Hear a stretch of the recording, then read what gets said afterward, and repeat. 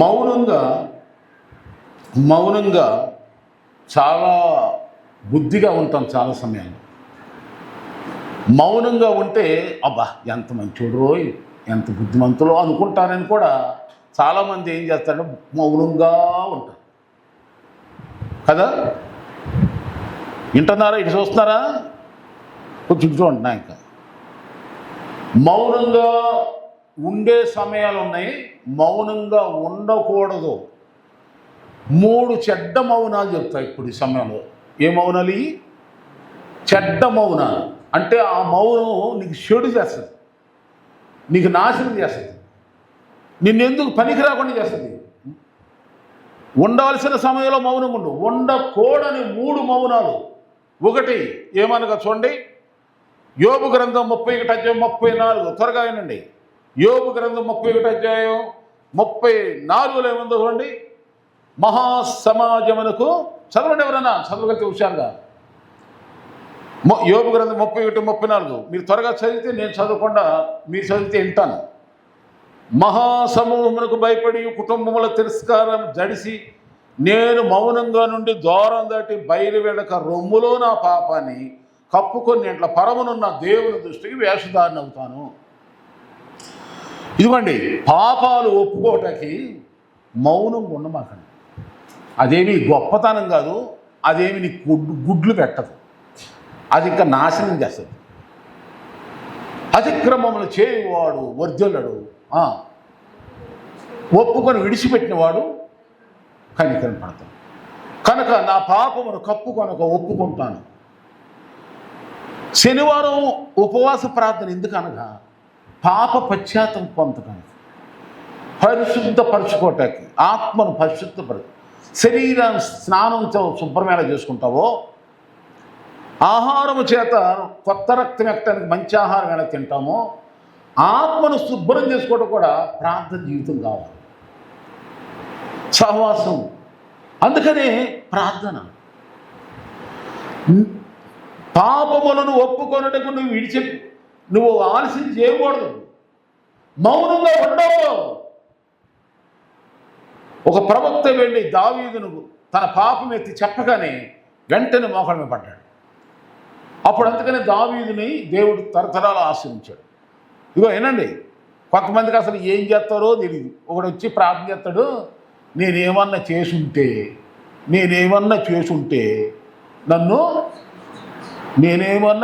అంటే ఈడేం చేసేవాడు దేవుడే రాసి చూపించాలి.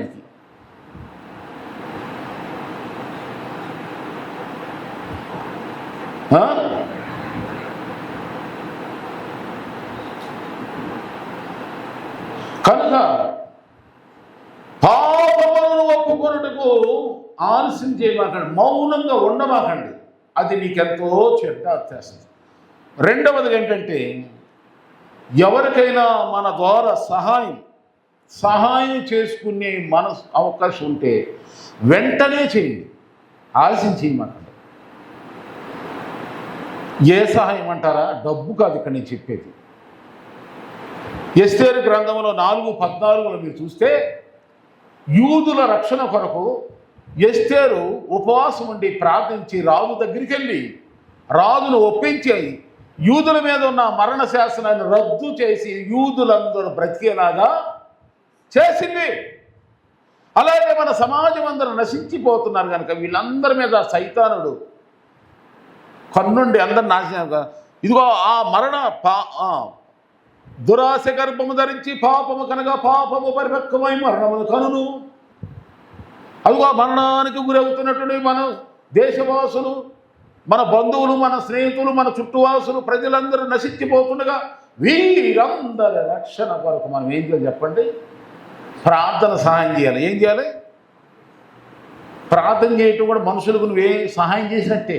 అందుకని నువ్వు సుఖంగా నెమ్మదిగా నువ్వు బ్రతకాలంటే మనుషులందరి కొరకు, రాజుల కొరకు, అధికారుల కొరకు, అందరి కొరకు ఏం చేయాలి? ప్రార్థన, విజ్ఞాపనలో కృతజ్ఞత స్తోత్రాలు చేస్తూ అప్పుడు నీకు నెమ్మది వస్తుంది, నీకు సమాధానం, నీకు క్షేమం కలుగుతుంది. అందుకని ప్రార్థన సహాయం చెయ్యాలి. చాలామంది ఫోన్లు చేస్తారు నాకు, ప్రార్థన చేయండి అయ్యా. ప్రార్థన చేయండి, తప్పు లేదమ్మా, నేను చేస్తాను. నువ్వు చేసుకుంటున్నావా? నువ్వు చేయాలి. నువ్వు చేసిన దానికి నేను ఆమెనంట. ప్రభువుగా బిడ్డ అడుగుతుంది, ఆయన సాయం చేయి, అది కరెక్ట్. అంటే నీవే నోరు మూసుకుని ప్రార్థన చేయకుండా, అసలు ఆత్మీయ లేకుండా, ప్రార్థన జీవితం లేకుండా ఉండి నేను చేస్తుంది ఏముంది? దేవుని వాక్యం అలా చెప్పట్లా. బైబిలే చట్టము అందరికీ ఒకటే, ఎవరికి చుట్టం కాదు. అలాగే దేవుని వాక్యం అందరికీ సమానమే. నీకు ఒక రంగం, నాకు ఒక రంగం, కూడా ఒక రంగం ఉండదు కదా. ఏమన్నా విన్నారా? సహాయం చేయాలి, దేవుడు సహాయం చేయను గాక. దేవుడు మనకు సహాయం చేయాలి. ఏం చేయాలి? మనందరం ప్రార్థన చేసుకోవాలమ్మా. ప్రార్థన మించింది ఏముంది?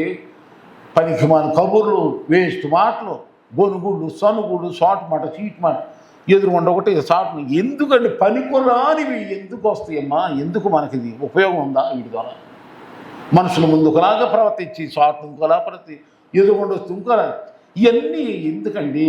ఏమి లాభం? దీని ద్వారా ఎవరు ఏమి సాధించారు? సహాయము చేయాలని మనుషులకు. మరి మీరు సహాయం చేస్తామని అన్న వాళ్ళు చేతులెత్తి స్తోత్రం చెప్పండి. ప్రార్థన సహాయం చేయాలి అంటే మీరు ఏం చేయాలి? శనివారం వచ్చే ప్రార్థనలు ఏం చేయాలి? అది మీరు సహాయం చేసే బుద్ధి ఉంటే ప్రార్థన చేయండి. రెండవదిగా ఇప్పుడు ఆదికాండంలో 2:20 ఏమంటుందంటే కొన్ని 7 విషయాలు చెప్తాను సహాయం గురించి.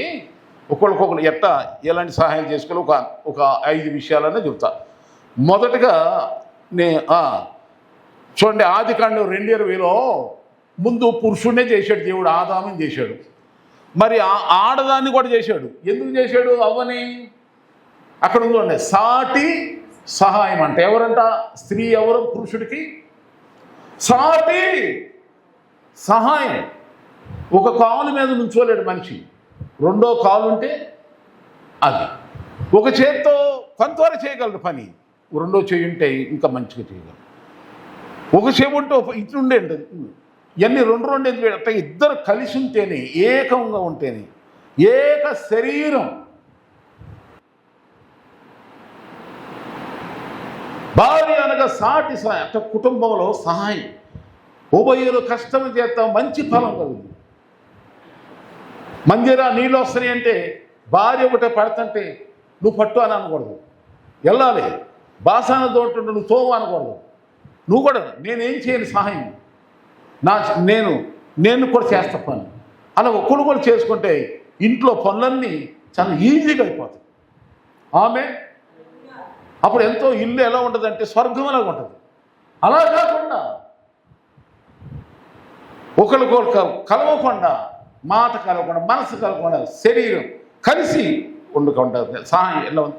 అందుకని గమనించండి, స్త్రీ సహాయము, అలాగే భర్త కూడా ఆమెకి, ఇద్దరు కూడా సహాయకులుగా ఉండాలి. రెండవదిగా చూస్తే ఇంటి పనులు కూడా సహాయం చెప్పాను. సేవకులమైన మేము కూడా మీకు సహాయం చేయాలని బైబిల్ చెబుతుంది. ఏ సహాయము? మేము డబ్బులేమి ఇవ్వలేము, ఎందుకంటే మా వద్ద వెండి బంగారాలు ఉండవు, ఎందుకంటే మేము వ్యాపారాలు ఉద్యోగాలు చేయట్లా. అందుకని పేతురు గారు ఏమన్నాడు? వెండి బంగారాలు మా యొద్ద లేవు, కానీ మాకు కలిగిందే మీకు ఇచ్చుచున్నాం. నజరేయుడైన యేసునామములో లే అంటే యేసునామములో ప్రార్థిస్తాం, యేసునామములో మీ కొరకు ఉపవాసం ఉంటాం, యేసునామములో మీ ఇంటిని దర్శిస్తాం, యేసునామములో మీ కొరకు ఉపవాసం ఉంటాం. మా చేతనైన సాయం అదే మేము చేయమన్నది. మరి మీరేం చేయాలి? ఇదంతా ఎక్కడ? కొలస్సీ పత్రిక 16:9 ఉంది నేను చెప్పిన మాట. ఇక తర్వాత మనం చూస్తే ఫిలిప్పీ పత్రిక 4:16లో ఫిలిప్పీ పత్రిక 4 అంతా చూస్తే విశ్వాసులు దైవజనుడికి సహాయంగా ఉండాలి. సహాయం చేయటానికి వెనకాడమాకండి, ఇది నేను చెప్పేది. శ్రమలలో ఒకరికొకరు సహాయం చేసుకోండి. 1 తిమోతి 5:16లో కూడా ఉంది ఈ మాట. కనుక 3 చెడ్డ మౌనాల గురించి చెప్తున్నాను నేను ఈ సమయంలో. ఒకటి ఏం చెప్పండి? ఒక చెడ్డ మౌనం ఏంటి చెప్పండి? పాపము మనలో ఉందని తెలిసినప్పుడు ఏం చేయాలి? ఒప్పుకోండి, కడుక్కోండి. ఇప్పుడు మనం మంచిగా వస్త్రాలు వేసుకున్నాం, ఏదో ఇక్కడ పడినప్పుడు అంటారు మీరు, అదిగో ఏమిటి అక్కడ ఇది మచ్చుంది, అప్పుడు ఏం చెప్తారు? నేనేం ఉండని అంటానా? ఉండని అంటానా? సో ఉండని అన్న ఏం చేస్తాను వెంటనే. అలాగే పాపమనే మచ్చ, పాపమనే నింద, పాపమనే హృదయములో ఉన్న ప్రేరణ దోషోపన చేస్తున్నాం. తొందరగా ఒప్పేసి ఆలస్యం చేయమాక అమృతమైన ఆశీర్వాదం కోల్పోతావు. రెండోదిగా సహాయం, ప్రార్థన చేయటమే నువ్వు ప్రజలకు చేసే, జనాలకు రక్షణ కొరకు, దేశం కొరకు, ప్రజల కొరకు. అలాగే సేవకులకు సేవలో సహాయం చేయండి. ఇంట్లో భార్య భర్త సహాయంగా ఉండండి. ఇంటి పనుల విషయంలో సహాయకరంగా ఉంచుకోండి. సహాయం చేసే విషయంలో ఏమాత్రం కూడా సోమరితనంగా, సోంబేరిగా, పనికిమాలినోడుగా, మొద్దుగా, దొన్నగపోతూ అని తిట్టుకుంటారు కొన్ని ఇళ్లలో. అట్లా తిట్టించుకోమాకండి. చురుగ్గా ఉండండి. సోమరితనంగా ఉండండి. సహాయం చేసే విషయంలో అలా చురుగ్గా ఉండండి. ఇక మూడవదిగా మనం గమనించినట్లయితే, దేవుని వాక్యం చెప్పటానికి నీవు మౌనం ఉండమాకండి. మీకు తెలిసిందే, మీకు నాలాగా బైబిల్ ట్రైనింగ్ అయిపోయి నాలాగా ప్రసంగం మీకు చేయకపోవచ్చు, కానీ ఏదో ఒక వాక్యం మీకు నచ్చుద్ది, ఏదో ఒక వాక్యం మీలో ఉంటుంది. మీలో ఉన్న వాక్యాన్ని ఏం చేయాలి చెప్పండి? మీకు తెలిసిన వాళ్ళకి చెప్పండి. అమ్మా ఇదిగో బైబిల్ ఇలా ఉంది. చదువు లేని వాళ్ళు, బైబిల్ లేని వాళ్ళు కూడా చెప్తారు, ఇదిగో నాకు ఆ వాక్యం, అదిగో ఫలానా విషయం. ఆ తెలిసిన అమృతమైనటువంటి జీవవాక్యాన్ని, సత్యవాక్యాన్ని, రక్షించే వాక్యం, బ్రతికించే ఈ మాటలలో దాచుకోకుండా వెంటనే మీకు తెలిసిందని ఇతరులతో పంచుకో. చూడండి, ఒక ఆయన బైబిలు బాగా నేర్చుకోవాలంటే ఎలాగండి అని అడిగాడు. నన్ను కాదు, పెద్ద ప్రొఫెసర్ గారిని, గురువుని అడిగితే ఆయన అనుభవంతో ఏం చెప్పంటే, చదివితేనే కొంత గుర్తుంటుందండి మనకి. చదివితే అది కూడా నోరు తెరవకుండా చదివితే కొంచెమే, నోరు తెరిచేస్తే ఇంకా కొంచెం గుర్తుంటుంది.